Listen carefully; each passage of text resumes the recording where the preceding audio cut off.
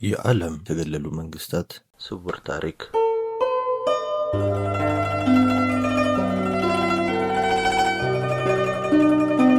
መገለል ምርጫ ነው።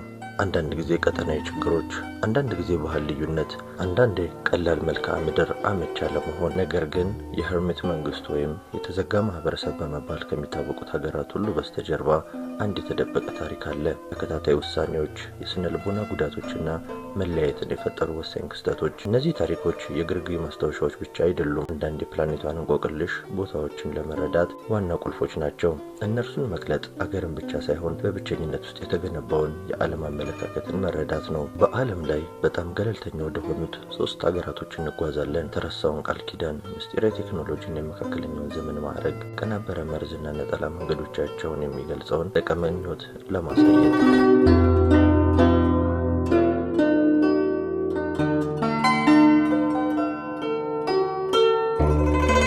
አንደኛ፣ ቡታን።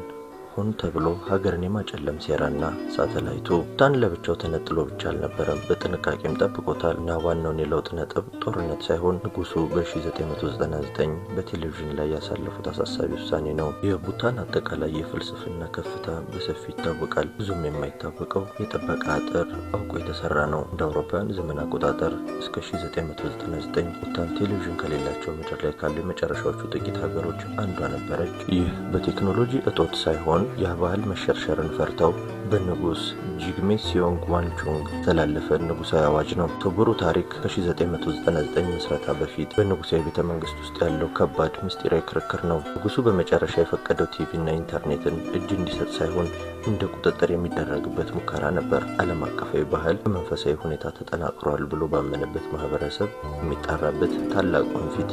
ውጤቱም ዘመናዊ ቡታን ነው። በዲጂታል የተገናኘ ግን በጠንካራ ባህል ያልተነካ፣ መገለልን ማረጋገጥ የመሰረተ ልማት ሁኔታ ብቻ ሳይሆን አስተሳሰብም ሊሆን ችሏል። ታሪካቸው እንደሚያሳየው ማግለል ሆን ተብሎ ሊቀለበስ የሚችል የባህል ራስን የመከላከል ፖሊሲ ነው።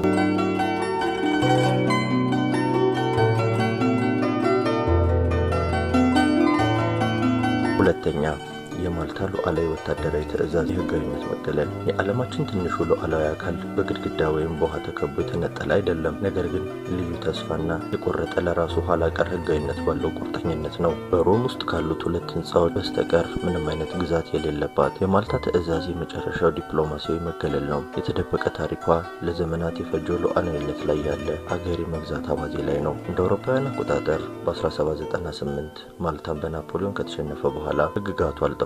ወደ ፕሮቶኮል ምሽግ አፈገፈገ። ከ100 በላይ ሀገራት ጋር ዲፕሎማሲያዊ ግንኙነቷን ጠብቃለች። ፓስፖርትና ታርጋ ትሰጣለች። የዓለም አቀፋዊ ህግ ሉዓላዊ ተገዢ በመሆን ደረጃዋን በጽኑ ትጠብቃለች። ይህ የግዛት አፈጻጸም በትልቅ ስነ ስርዓት፣ በከበሩ ማዕረጎችና በሰብአዊ አገልግሎት መገለል ነው። ከዘመናዊ ዓለም የመግዛት ጥያቄዎች ሙሉ በሙሉ ተለይቶ በከፍተኛ ዲፕሎማሲያዊ ደረጃዎች ግን መስተጋሩ በሚፈጥረው የመካከለኛው ዘመን ገጽ ራስን የሚያመለክት የራሱ ዓለም ውስጥ አለ። የእነሱ መገለል የተመረጠ የአስተሳሰብ ትግበራ ነው። ዘመናዊውን የመንግስት ስርዓት የሚንከባከበው ሉዓላዊ መንፈስ ነው።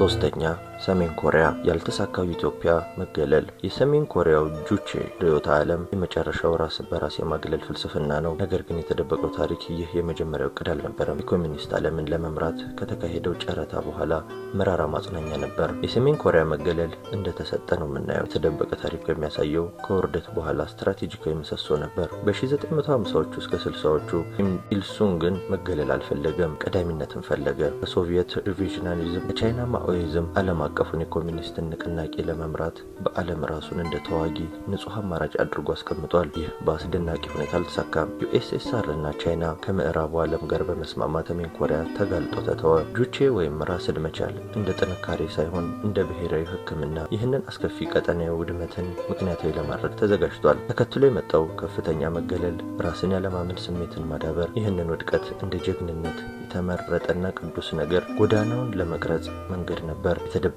ታሪክ የሄርሚት መንግስት ወይም ከተሰባበረ የእኔነት ስሜት የተወለደና ለዓለም አቀፋዊ የርዕዮተ ዓለም መሪነት ካለው ምኞት የተነሳ መገለሉን በጥልቅ የታሪክ ቁስል ላይ የመከላከያ ጠባሳ እንዲሆን አድርጎታል።